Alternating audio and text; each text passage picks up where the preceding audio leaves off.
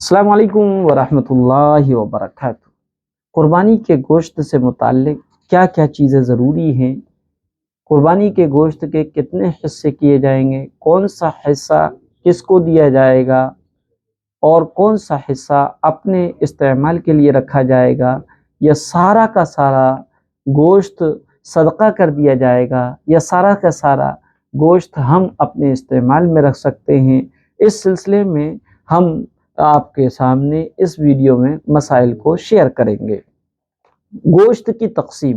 قربانی کرنے والے کو اپنی قربانی کے گوشت کے متعلق اختیار ہے، چاہے سارا گوشت اپنے گھر میں رکھ لے، یا سارا گوشت خیرات کر دے، یا سارا گوشت دوستوں اور عزیز رشتہ داروں میں تقسیم کر دے۔ افضل یہ ہے کہ سارے گوشت کے 3 حصے کر لے، 1/3 حصہ خود رکھ لے اور 1/3 حصہ اپنے رشتہ داروں کو ہدیتاً پہنچا دے، اور 1/3 حصہ فقیروں اور محتاجوں کو دے دے۔ خیرات کرنے میں 1/3 سے کم نہ کریں تو یہ بہت اچھا ہے۔ اگر گائے یا بھینس، پڈا وغیرہ یا اونٹ جس میں 7 آدمی مل کر شریک ہوئے ہیں اور قربانی کی، تو اب اس کا گوشت اندازے سے تقسیم نہ کریں، آپس میں اندازے سے تقسیم نہ کریں، بلکہ خوب ٹھیک وزن کر کے تقسیم کریں۔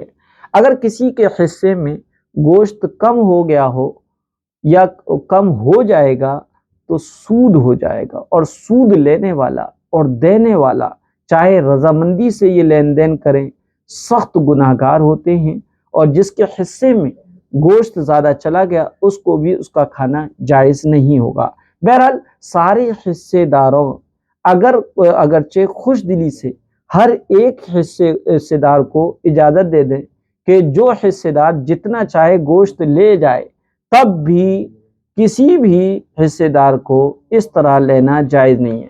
البتہ اگر گوشت کی تقسیم میں سری، پائے، کلے، بھیجا اور چیزوں کو، دل وغیرہ کو بھی شامل کر لیا جائے، مثلا اس طرح تقسیم کی جائے کہ 4 حصوں میں 1 پایا رکھ دیا جائے، اور باقی 3 حصوں میں سے 1 میں سری رکھ دی جائے، 1 میں بھیجا رکھ دیا جائے، 1 میں زبان رکھ دی جائے، 1 میں کلے رکھ دیے جائیں، تو پھر وزن کر کے گوشت تقسیم کرنا ضروری نہیں ہوگا۔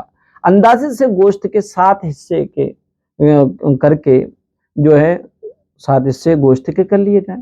پھر جو چیزیں کلیجی ہے، دل ہے، زبان ہے، سری ہے، پائے ہیں، پھر ان چیزوں کو الگ الگ رکھ دیا جائے، تو بغیر تولے بھی صرف اندازے سے گوشت تقسیم کر لینا جائز ہے۔ اگر ایک جانور میں کئی آدمی شریک ہیں، بڑے جانور میں کئی آدمی شریک ہیں، اور وہ سب گوشت آپس میں تقسیم نہیں کرنا چاہتے، بلکہ اجتماعی طور پر اس قربانی کے گوشت کو فقراء اور دوستوں، احباب اور اہل محلہ میں تقسیم کرنا چاہتے ہیں، یا پکا کر کھلانا چاہتے ہیں، تو بھی اس صورت میں گوشت کو بانٹنا ضروری نہیں ہے۔ ہاں، حصے دار آپس میں تقسیم کریں گے تو اس میں وزن کے لحاظ سے برابری ضروری ہے، یا وہ صورت اختیار کی جائے جو ابھی میں نے بتائی تھی۔ اگر تمام حصے دار ایک جگہ پر کھاتے ہیں، الگ الگ جگہ پر جدا جدا نہیں ہیں، تو اس صورت میں گوشت کو تول کر تقسیم کرنے کی ضرورت نہیں ہے۔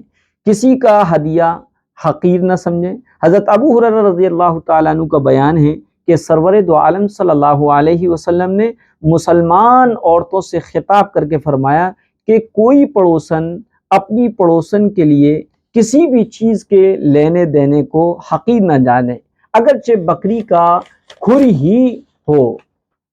اس عمدہ عادت اور خصلت کو اختیار کرنے میں بھی شیطان بہت سے روڑے اور رخنے ڈال دیتا ہے، اور ایسی نفسانیت کی باتیں سمجھاتا ہے جو ہدیہ دینے سے ہمیں روک دیتی ہیں۔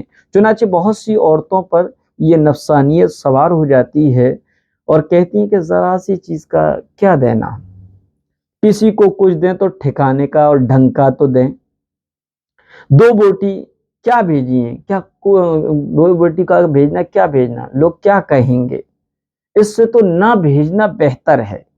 اسی طرح بالکل ہدیہ قبول کرنے میں بھی شیطان چھوٹی اور بڑی باتوں کا دل میں جو ہے سوال ڈال دیتا ہے، سمجھا دیتا ہے۔ اگر کسی پڑوسین نے معمولی چیز ہدیہ میں بھیج دی تو کہتی ہیں بے وقوفوں نے کیا بھیجا ہے، نہ اپنی حیثیت کا خیال کیا، نہ ہماری عزت کا، بھیجنے میں شرم بھی نہیں آئی۔ گویا بھیجنے کا شکریہ تو دور کی بات، تانا تشنی کی بوچھار شروع ہو جاتی ہے، اور کئی کئی دن غیبتیں ہوتی رہتی ہیں۔ اگر کئی سال کے بعد کسی موقع پر کوئی بات چل پڑی ہے یا کسی موقع پر اس رشتہ دار سے انبن ہو گئی تو یہ بات بھی دہرا دی جاتی ہے کہ تو نے کیا بھیجا تھا، ذرا سی کڑھی میں ایک کھلکی ڈال کر۔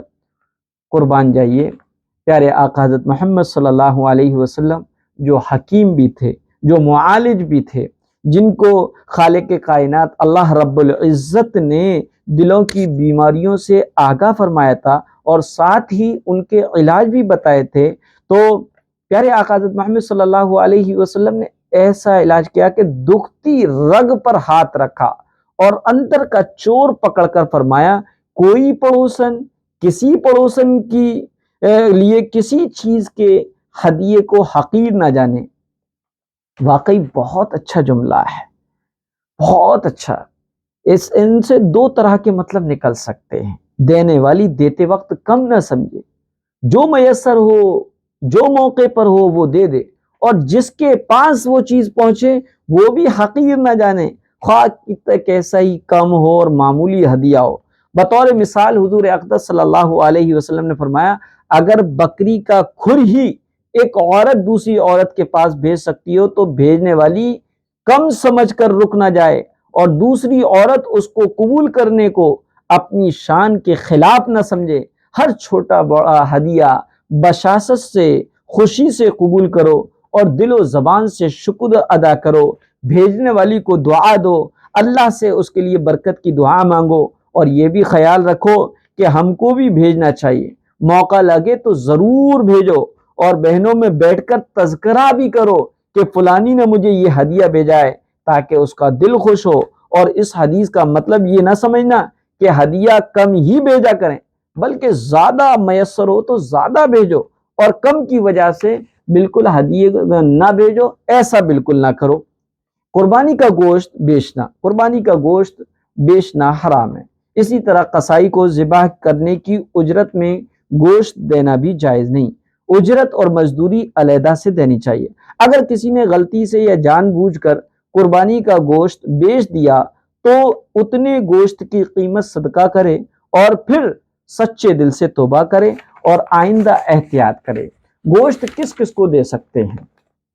قربانی کا گوشت غیر مسلم جیسے عیسائی، یہودی، مجوسی اور ہندو کو دینا جائز ہے۔ قربانی کے جانور کی چربی، چھچڑے قصائی کو مزدوری میں دینا جائز نہیں، مزدوری اپنی پاس سے الگ سے دے۔ قربانی کے جانور میں کون کون سی چیزیں کھا سکتے ہیں، کون کون سی چیزیں نہیں کھا سکتے؟ حلال جانور میں 7 چیزوں کے